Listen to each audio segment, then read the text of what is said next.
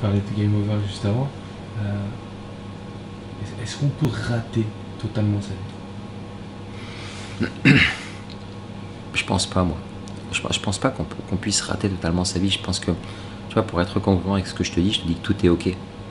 Tout est ok, c'est-à-dire que dans cet espace-temps, qui est le moment présent entre ta date de naissance et ta date de mort, tu as appris des choses. Tu as appris plein de choses et tu es venu régler des choses dans cet instant-là. Quoi comme chose? Ton rapport à l'argent, ton rapport à l'humain, ton rapport à toi-même, ton rapport à la sexualité, ton rapport à ton prochain, j'en sais rien. On peut faire une liste non exhaustive qui ne s'arrête pas. Juste que l'image qu'on se dit, tu es sur ton lit de mort et tu te dis, ouais, si j'avais su, tu peux peut-être avoir des regrets. Mais rater complètement, non. Je pense pas avoir croisé une seule personne sur cette planète depuis que je suis en vie qui a été le dernier qui n'ait absolument rien fait.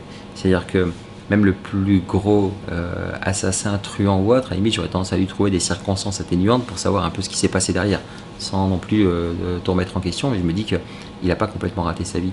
Je crois fondamentalement, pour te répondre, que la puissance divine, que Dieu, on l'appelle comme on veut, moi je l'appelle Dieu, l'être humain, il a créé tous les êtres humains d'une manière équivalente avec de l'amour, profondément. Et qu'ensuite, en fonction de l'environnement, de l'éducation, de la génétique, des prédispositions, de tout ce que tu veux, on s'est dirigé vers une espèce de point cardinal qui est chacun le sien et on est devenu ce qu'on doit devenir. Mais à la base, on a tous les mêmes prédispositions, donc je pense pas qu'on puisse totalement rater sa vie. Là, tu es en train de parler de la réussite individuellement, collectivement. Est-ce qu'on est tous en train de se diriger quelque part? Je pense que c'est un vœu pieux.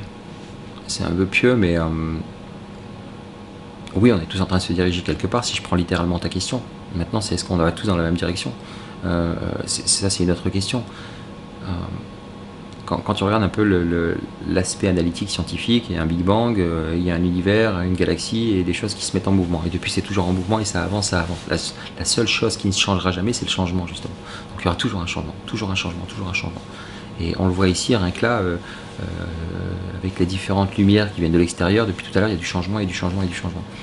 Et chacun se dirige quelque part vers son objectif, souvent un objectif matérialisé mentalement. Mais je pense véritablement, inconsciemment, ça n'engage que moi, qu'on se dirige tous vers le même objectif qui est la source en fait au final, qui est la source de toute la connaissance, qui est la source de nous-mêmes, qui est l'épicentre, qui est Dieu, qui est le chi, qui est chacun va l'appeler encore une fois comme il veut. Mais il y a un moment, il y a une source qui sait absolument tout, et on vient de là et on repart là-bas. C'est ce que je pense. Est-ce qu'il faut laisser la vie nous changer, ou est-ce qu'il faut anticiper ce changement en étant à l'écoute de soi-même, en se disant je vais changer, parce que dans tous les cas ça va changer? Il y a toujours une impulsion, une décision au travers de la pensée, une prise de conscience. Il y a un moment donné, quand tu sais véritablement ce que tu ne veux vraiment pas, tu actives la loi de la symétrie et tu commences à savoir quel est son contraire. Si tu veux plus avoir chaud, tu ouvres la fenêtre. Si tu veux plus avoir froid, tu mets un pull. C'est basique, mais c'est la même chose. Si tu en as marre de ta vie de cadre dirigeant, bien payé, mais qui a une pression avec les chiffres et autres, tu négocies ton départ et tu fais un virage 180. Ok, donc ça c'est une décision. La décision on la prend. Mais en fait la décision on la prend véritablement quand on passe à l'action. Véritablement. Moi la décision je l'avais prise il y a 7 ans. Je suis passé à l'action 7 ans après. On est en 2000 et je quitte en 2017. Parce qu'il y a tout un cheminement, il y a toutes ces peurs, il y a toutes ces craintes et autres. Et quand tu décides de faire quelque chose, naturellement tu décides toi de répondre à ton intuition, à ton instinct, que c'est là où tu dois aller, donc tu es à l'écoute de ta vie.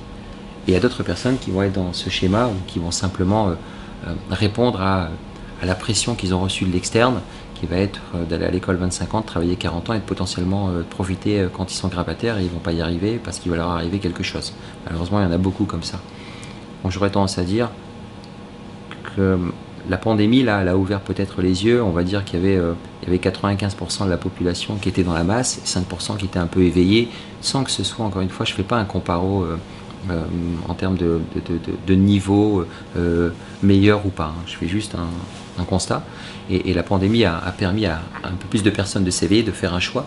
Donc c'est là où, pour répondre à ta question, c'est un message fort de la vie pour dire ta vie, tu l'as gagnée à la naissance. Profite maintenant, quoi. Moi, j'ai vu